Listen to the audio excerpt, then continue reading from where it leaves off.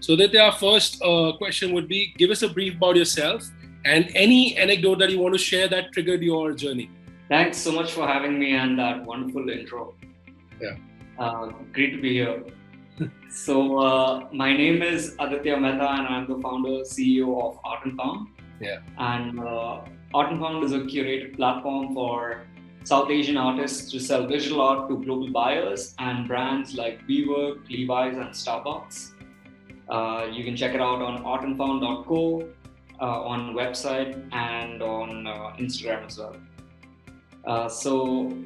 Going back, I was working at Ogilvy as a senior art director, and surrounded by this incredible talent of artists, designers, art directors, photographers, illustrators, as one would be in the creative industry. And it was just super inspiring to see their work. And back then, they were just putting up their work, their art on social media platforms. So obviously Facebook was big back then, and Insta was very new, and obviously there was Behance and Tumblr and such portfolio websites. And they would just put it up for likes, comments, and shares without being able to monetize their work. They wouldn't even technically own the rights to it. The platforms would, and monetize from it the way they see fit.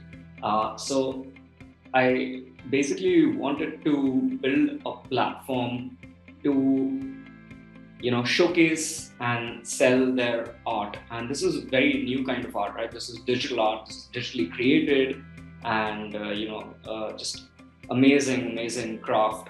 And I guess I was right in the middle of the problem that I was trying to solve, the opportunity that I saw, which is giving these artists and designers and illustrators a platform to be able to showcase and sell their work to millennials like myself who could own this kind of art. That's the two-way problem that I was solving. And I think what is interesting is to see this kind of art as something that we would want to own. At least like I saw it that way, that this is some amazing art that I want to own this. And how do we make it affordable? How do we make it accessible? Because art is expensive, and to go buy art, you need to go to galleries or art fairs or festivals and so on. So the idea was to bring all this super cool, amazing work online, make it affordable and make it accessible via a marketplace, so that it could be available for a global audience. So that's pretty much the crux of how it started.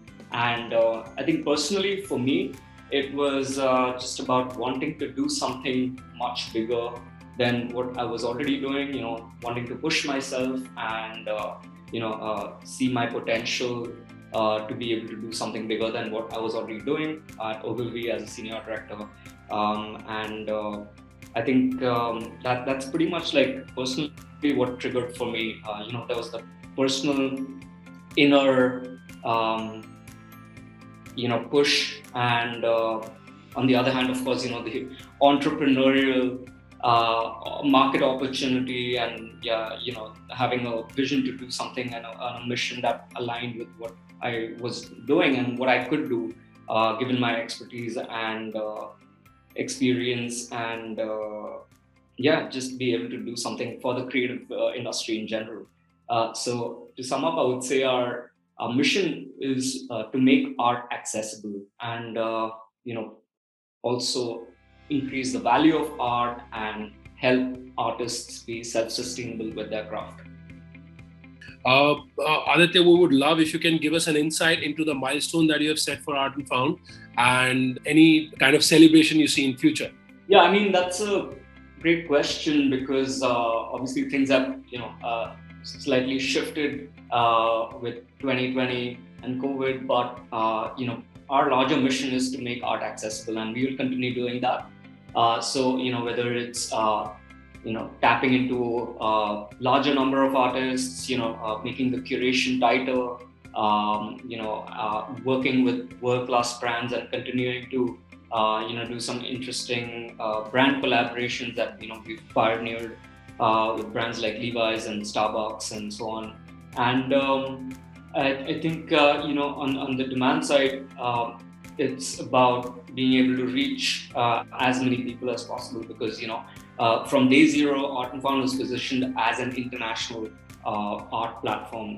So even though it's Indian born, nothing about it is very Indian in the sense of the art or the style of the work or the subject matter. It appeals to the global millennial or Gen Z from Bangalore to Boston, and I think for us it's just about making it accessible, and it's all about access, for artists and for buyers. For artists to be able to access a global audience, be able to put their art out to a market that can essentially be able to see it and buy it online anywhere in the world.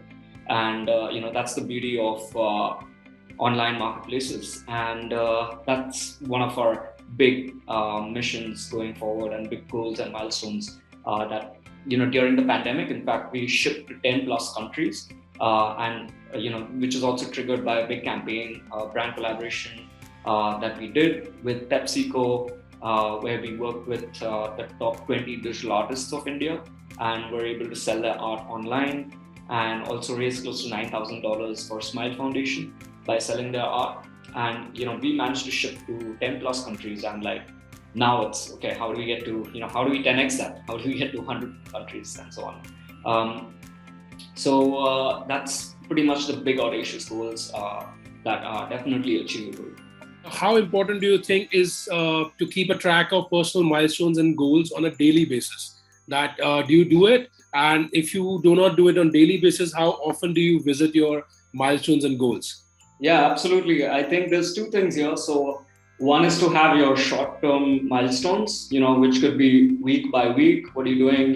That's at the tasks at hand. And I think the bigger one is, keeping that mission in check, keeping that vision in mind, so that when times are tough, or, you get impatient, or things are slow, because by nature of startups, you're always accelerating and wanting to speed things up. But not everything is in your control. So I think that's really important to keep that in mind, because then what you're in it for. It's a constant reminder. And I think, having both of those really help. So talking about individualistic progress, how do you feel that today's social media contributes to individual progress? Yeah, I think that's great. Just looking at the trends and what we've experienced hands-on with social media.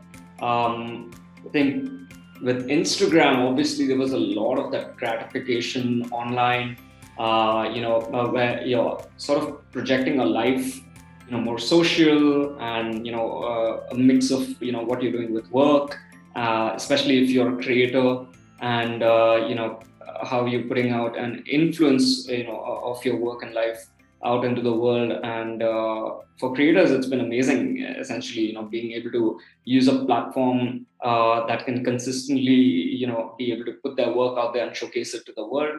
And obviously, Instagram has been very, very clever in terms of, sustaining and retaining users and creators. Not too sure on the monetization side, which is what, the conversation and narrative has been around, putting back, the power into the hands of creators, with moving into Web 3.0 and so on. But interestingly, as we've seen, LinkedIn has come up and accelerated in a way where it's more about the personal brand that's directly connected to your work. I think that's been very interesting to see how that will unfold. There is a lot of contextual data and posting that's sort of merging into what people were doing with Instagram in terms of maybe memes and videos and stuff like that on LinkedIn.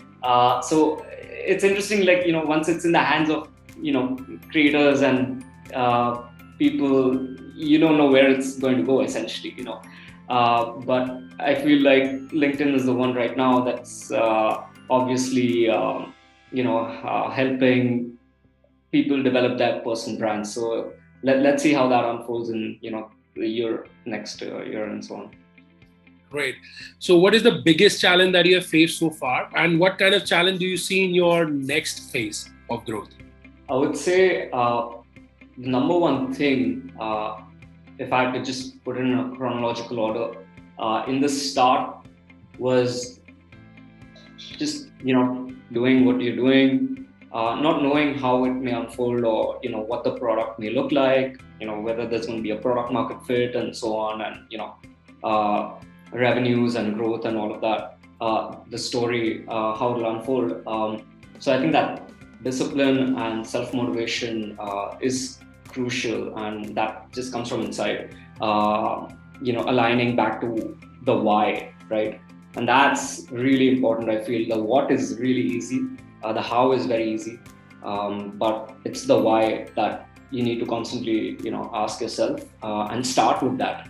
And that's why it'll be a constant reminder as to, why am I doing this? So I think that's the first challenge internally. And then it's just, your regular startup challenges, being able to, drive growth and scale and, sustain. And obviously the biggest challenge has been for entrepreneurs in general, and myself, in 2020 during the pandemic when it hit, and obviously we're still in it. That's when you had to make a context shift into, okay, there's something I can't control. What am I going to be able to do for myself, the business, the team, all stakeholders involved, artists, a huge community that we're making an impact in. So I think going down to details, what the biggest challenge was to understand what's going to be the metric shift here. Okay, if your conversions and sales are going to be affected, what's the other metric that you need to, activate? So was able to realize that pretty early on, and, just go gung-ho on, like, social media interactions, and, just keeping the narrative going, and, just doing a lot of these panels and talks and, Insta live sessions that were going crazy during the pandemic. And it was just, great to keep that momentum going. And I think we were fortunate enough to have some major brand collaborations, because apart from selling art online to global buyers, we also do epic, artist brand collaborations with world-class brands. So, we were very grateful to have done a big one where we commissioned artists, and we also did Design Fights COVID, which was a huge project where we got together the creative community to help fight COVID with art, which then amplified, to US and, partnerships based out of there and so on. So I think, shifting the focus on, the metric from sales to engagement was a big move.